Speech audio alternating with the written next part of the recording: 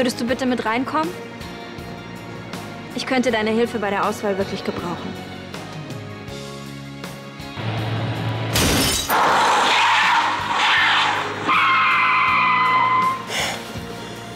Charlie war ja gestern Abend hier und dann ist sie mit dem Wagen zurückgefahren. Und jedenfalls ist sie auf dem Weg angefahren worden.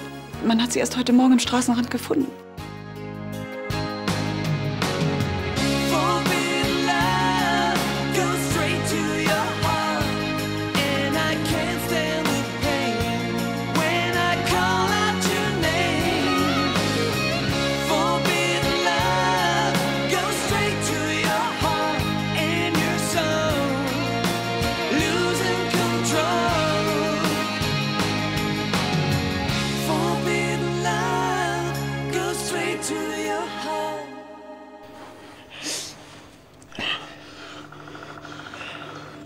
Es vergeht kein Tag, an dem ich mir nicht vorwerfe, was ich für ein Idiot war.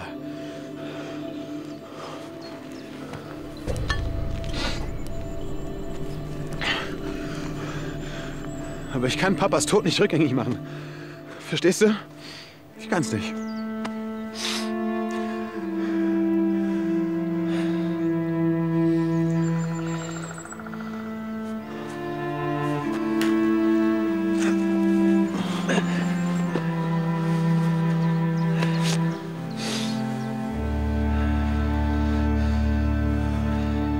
Ja, und der Fahrer hat Fahrerflucht begangen. Was muss das für ein Mensch sein, der so etwas tut? Und wie geht's Charlie? Ja, sie muss operiert werden. So schlimm? Ein schwerer Unfall, aber mehr weiß ich auch nicht. Ist sie bei Bewusstsein? Wird sie wieder gesund? Also die Schwester bei der Notfallaufnahme, die hat gesagt, sie muss sich auf einen längeren Aufenthalt einrichten. Sie hat mich gebeten, ihr ein paar Sachen vorbeizubringen. Das kann ich doch für Sie erledigen. Nein, wieso? Ich mach das schon. Aber ich dachte, Sie hätten einen wichtigen Termin in der Holding. Nein, den übernehme ich. Das hatten wir doch gerade besprochen. Hat die Polizei den Unfallfahrer ermitteln können? Nein. Aber vielleicht kriegt der Fahrer ja Gewissensbisse und meldet sich. Ja, haben die irgendwelche Anhaltspunkte? Ich habe keine Ahnung. Hauptsache, Charlie wird wieder gesund. Ja. Ach ja, richten Sie ihr bitte meine besten Wünsche aus. Ja.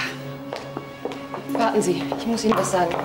Nathalie, hat das nicht Zeit bis spät? Nein, das war auch... Zu Nathalie, ich finde, wir sollten Frau Brandner jetzt nicht mit unseren kleinen Problemchen langweilen. Aber wir reden später, wirklich versprochen. Was sollte das denn jetzt? Nichts. Vielleicht erklärst du mir erst mal ein paar Sachen.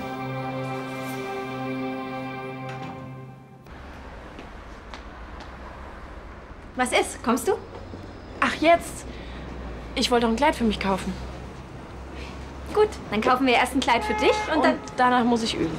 Rachmaninov. Und außerdem, ich kenne mich doch überhaupt nicht so gut aus mit Brautkleidern. Ich denke die ganze Zeit nur an meine Hochzeit. Tut mir leid, komm nicht wieder vor. Kannst du denn nicht deine Schwester fragen? Oder was ist mit Coco? Coco ist ein Post-Hippie. Und Nico und ich, wir sind wahrscheinlich die einzigen Zwillinge, die nicht die gleichen Klamotten tragen.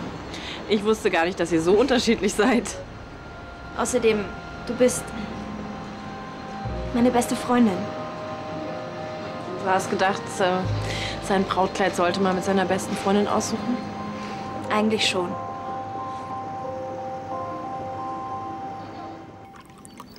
Die suchen dich? Du bist der Unfallfahrer. Die haben überhaupt keine Ahnung, wer der Fahrer ist.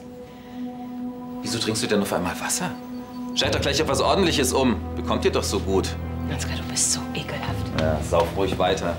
Wahrscheinlich verwandelt sich dann Charlie Schneider wieder in das Tier, das du letzte Nacht angefahren hast. Das ist nicht witzig. Ja, ganz genau. Es ist bitterer Ernst. Hör auf. Was wolltest du eigentlich Elisabeth vorhin erzählen, wenn nicht die Wahrheit? Und warum verschweigst du mir gegenüber alles? Hör auf, in diesem Ton mit mir zu reden. Wie soll ich denn sonst mit dir reden, du Säuferin? Hast du dich mal gefragt, warum ich gestern Abend getrunken habe? Wo willst du hin? Zu Charlie, mich bei ihr entschuldigen. Nichts da, du bleibst hier. Je früher ich die Sache aufkläre, desto besser. Ich kümmere mich drum und du rührst dich hier nicht von der Stelle. Was heißt hier kümmern? Du bleibst hier, bis ich wieder da bin. Ist das klar?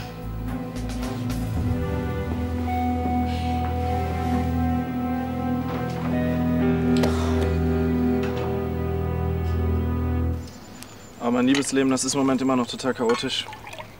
Mann, Mann, Mann. Ich dachte, nach der Zeit in der U-Haft würde sich ein Leben so ein bisschen angenehmer gestalten. Die letzten Tage waren gar nicht so schlecht. Klar, der Mann in den Bergen. Wo siehst du hier bitte Berge? Du weißt doch, was ich meine. Hier bist du frei. Hier kannst du tun und lassen, was du willst. Keine Schließer, keine Gitter. Und dieses Panorama ist schon was anderes als in der Zelle, oder?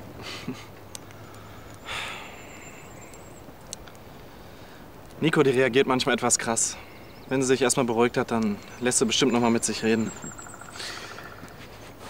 Alle Achtung, du gibst nicht auf. Ich weiß ja, du, Romantik und die große Liebe, das ist nicht so dein Ding, aber ich glaub dran. Auch wenn die Trennung von Nico im Moment ein bisschen wehtut. Tja, Liebe.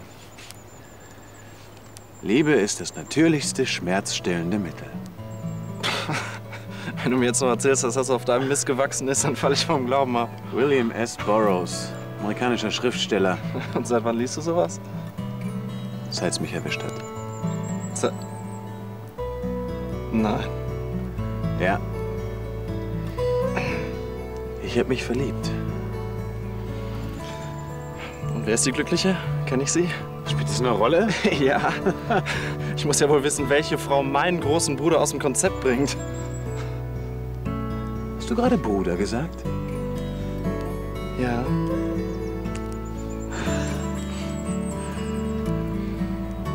Das ist Sarah. Ja, Glückwunsch. Ja, danke.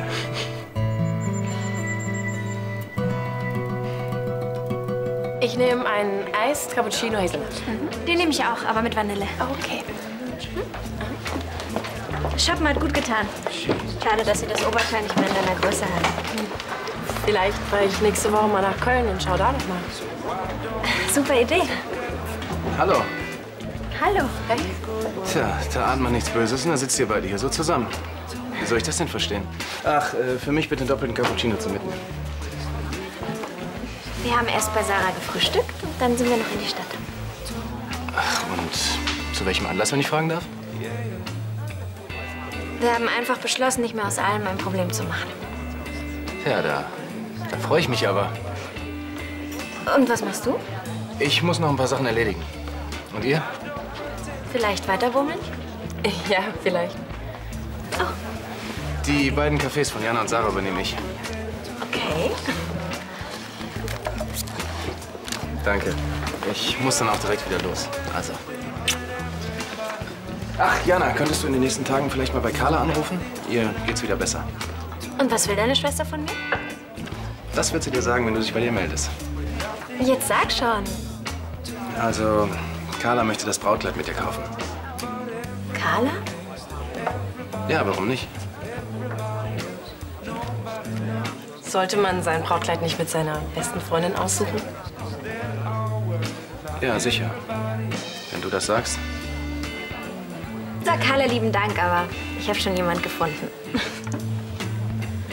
Also.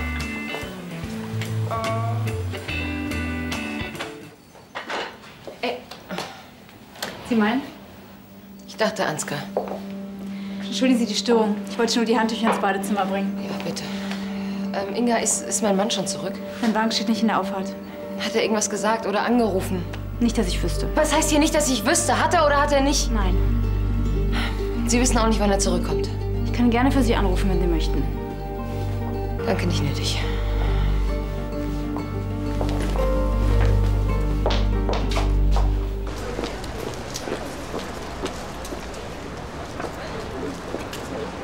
Guten Tag. Guten Tag.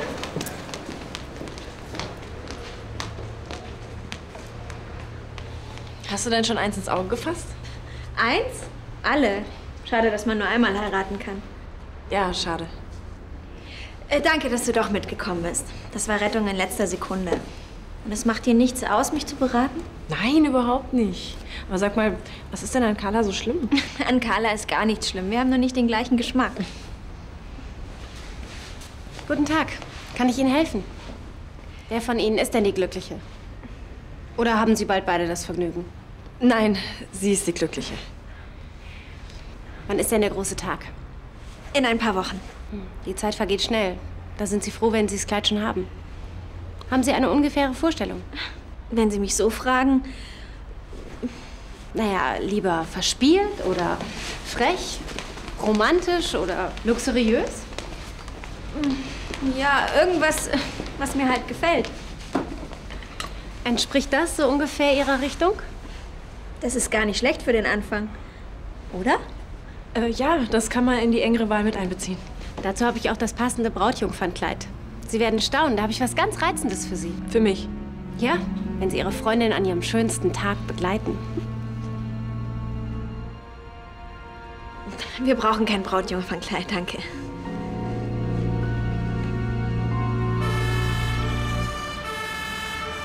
Ja, danke schön. Kann ich zu Charlie? Ja, es geht ihr schon wieder besser. Die Ärzte sagen, sie hat ganz großes Glück gehabt. Sie glauben gar nicht, wie sehr mich das freut. Na, mich erst. Also, schönen Tag noch. Ihnen auch.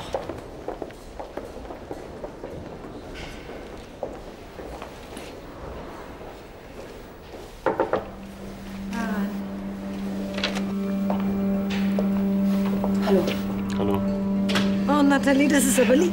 Ah, dass Sie nach mir schauen. Charlie, du sollst dich doch schonen. Ja, aber ich muss doch meinen Besuch wenigstens begrüßen.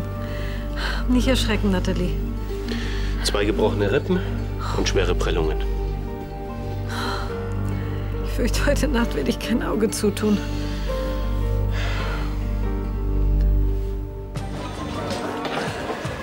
Also, willst du mit ihr reden? Ja oder nein? Ja, mal sehen, wie sie drauf ist. Okay, dann check ich mal die Lage. Hey Nico, alles klar? Alles bestens. Wie siehst du denn aus? Wie nach einem Kampf, Mann gegen Mann. Hey, hast du vielleicht eine Minute für mich? Ehrlich gesagt nicht. Wieso habt ihr euch denn diesmal gestritten? Ach, das ist eine lange Geschichte. Du hast mit Sicherheit Verständnis dafür, dass ich die nicht hören will. Ja, klar. Wenn 2 Brüder mit solchen Fressen aus dem Wald kommen, gibt es nur 2 Möglichkeiten. Ja, sag nichts. Ich kann's mir schon denken. Entweder sie bleiben Feinde fürs Leben oder sie haben sich versöhnt. Ja, dann herzlichen Glückwunsch zur Versöhnung. Und viel Erfolg für den Familienbetrieb. Ich bin draußen. Was soll das heißen? Naja, das heißt mit Sicherheit, dass Christian hier wieder arbeiten wird. Und da ich ihn nicht sehen will, werde ich kündigen. Pass auf, überleg dir das mal, ja? Wir finden eine Lösung. Es wäre toll, wenn du deine Sachen heute noch aus der Wohnung holen könntest.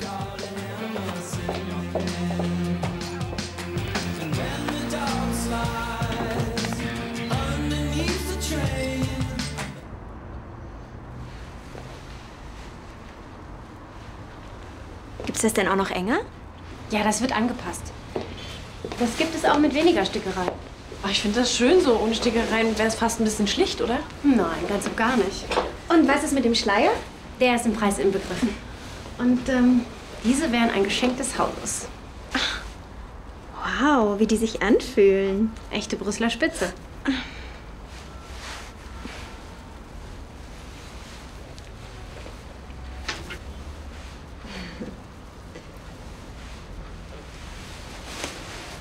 Und? Was sagst du? Welcome to the world. Are we a surprise to you? I know we may look tired and broken too. Just remember that we're children like you. What should I say about the world? Well, it's not what it's cracked up to be. You'll have a share of pain along the way, and the occasional sunny day. So go out on a limb. Don't be afraid to watch it burn. Und? Wow.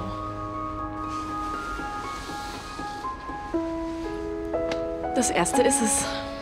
Jetzt noch mit dem Schleier. Du siehst aus wie eine Prinzessin. Charlie, wie konnte das denn überhaupt passieren? Ich hatte kein Benzin mehr. Ich weiß auch nicht, wo ich mit meinen Gedanken war. Carla und das Baby. Also auf jeden Fall war ich wieder zu Fuß unterwegs zurück nach Königsbrunn. Plötzlich sehe ich diese Scheinwerfer. Und dann der Schlag. Und wie sah der Wagen aus, der Sie angefahren hat? Keine Ahnung. Es ging alles viel zu schnell. Sie haben niemanden gesehen? Nichts und niemanden. Wer macht sowas? Jemanden anfahren ist eine Sache. Aber Fahrerflucht, das grenzt an fahrlässige Tötung. Naja, zum Glück hatte ich ja meinen Schutzengel dabei. Ich finde dieses Schwein und bringe ihn hinter Schloss und Riegel, das schwöre ich dir. Lars, jetzt reg dich nicht so auf. Nicht so aufregen? Dieser Mensch wird seines Lebens nicht mehr froh. Es ist ja noch mal gut gegangen. Entschuldigt bitte.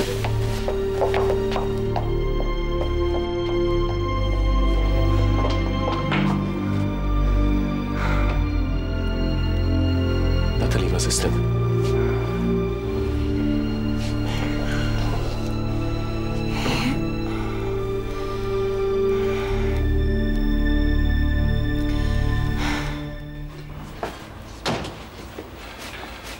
Du kannst übrigens doch in No Limits arbeiten.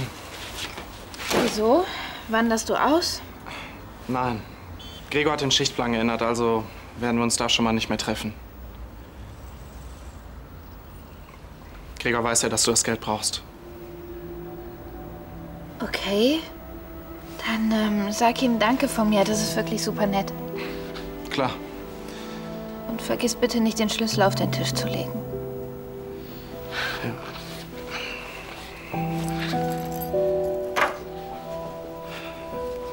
Nico, ich habe dein Vertrauen nicht ausgenutzt. Was war der Kuss denn dann? Ist auch egal. Nein, ist es nicht. Macht euch einfach einen schönen Tag. Nico, warte.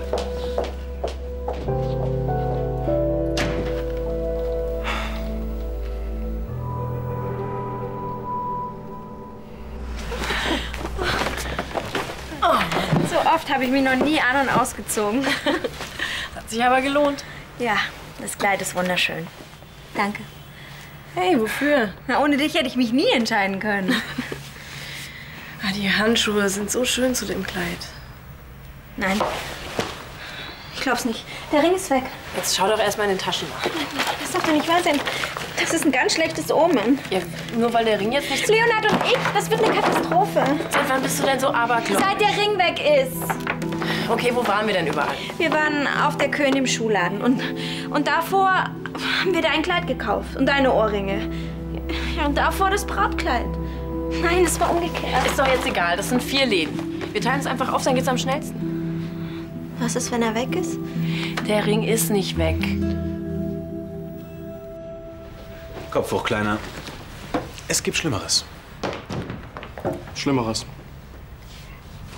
Schlimmeres, als wieder solo zu sein, meine ich. Stimmt. Schlaflos bis in die Morgenstunden. Eifersüchtig auf jeden Kerl, der nur auf 10 Meter an Nico herankommt. Es gibt bestimmt Schlimmeres. Was willst du machen? Im Frust versinken? Ich kann nicht einfach umschalten und den Clown spielen. Aber das verlangt doch auch niemand. Als meine Ex mich damals verlassen hat, da hing ich auch erstmal in den Seilen, ist doch klar. Aber ich habe dann irgendwann kapiert, dass es einfach sinnlos ist, sich wegen Liebeskummer das Leben zu versauen. Du hast gut reden. Und jetzt komm, heute ist ein guter Tag zum Verlieren. Für wen? Für mich natürlich. Wenn du schon so viel Pech in der Liebe hast, dann wirst du das Spiel doch gewinnen. Dann hoffe ich nur, dass du Glück in der Liebe hast. Schauen wir mal.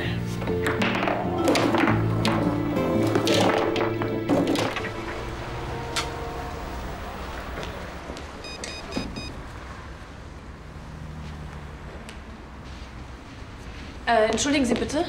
Ach, Sie sind's. Möchten Sie doch ein Brautjungfernkleid? Haben Sie vielleicht den Verlobungsring meiner Freundin gefunden? Nein, den habe ich ihr doch zurückgegeben. Sind Sie ganz sicher? Ja? Da kann man wohl nichts machen. Waren Sie noch in anderen Geschäften? Da haben wir schon überall nachgefragt. Warten Sie mal. Vielleicht hat meine Kollegin etwas gefunden, als ich in der Pause war. Ha. Das ist er, oder? Es gibt keinen schöneren. Entschuldigen Sie mich bitte.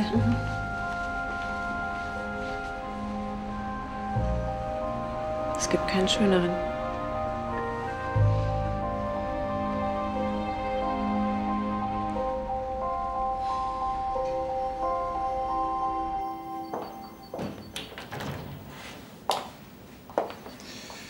Wieso hältst du dich nicht an unsere Vereinbarung?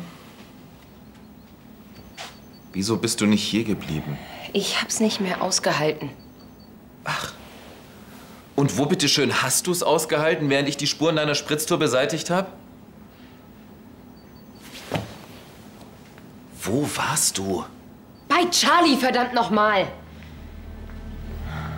Sag mal, bist du verrückt geworden? Hast du sie gesehen? Sie hat mehrere Rippenbrüche, eine Halskrause und den Arm in Gips. Ja, ich habe sie nicht angefahren. Und weißt du, was Lars gesagt hat? Er wird den Fahrer finden und ihn vor Gericht bringen. Ich kann nicht mehr. Ich muss Charlie sagen, dass ich es war. Vielen Dank. Einen schönen Tag noch. Kann ich Ihnen helfen? Ich weiß nicht. Ist das nicht der Ring Ihrer Freundin? Ja, ist er ja auch. Das war nur so eine Spielerei von mir. Ach, mit ein bisschen Seife kriegen Sie den vom Fänger. Hm? Danke, ich glaube, jetzt geht's.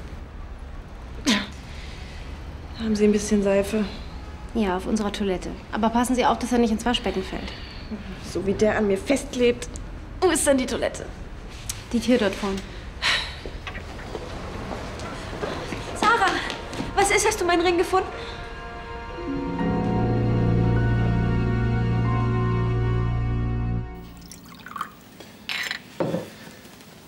Also schön, man tu, was du nicht lassen kannst, aber ich kann dich da nicht mehr schützen. Ich halte es nicht mehr aus.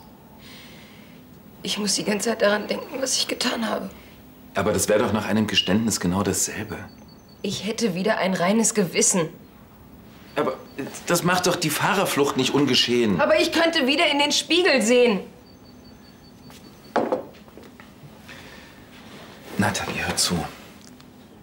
Charlie Schneider wird wieder gesund. Und danach werden wir uns in angemessener Form bei ihr erkenntlich zeigen. Natürlich ohne, dass sie den wahren Grund erfährt. Aber ich kann nicht weiter lügen. Nathalie. Ich bedeute dir doch sowieso nichts mehr. Ich bin dein Mann.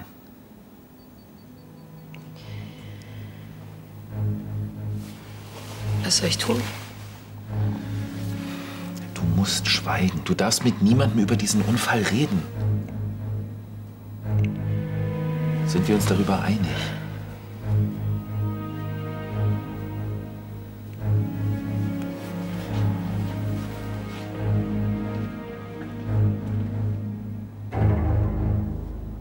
Oh nein. Was? Kurz nach dem Unfall, ich hab bei Gregor auf die Mailbox gesprochen und ihm alles erzählt.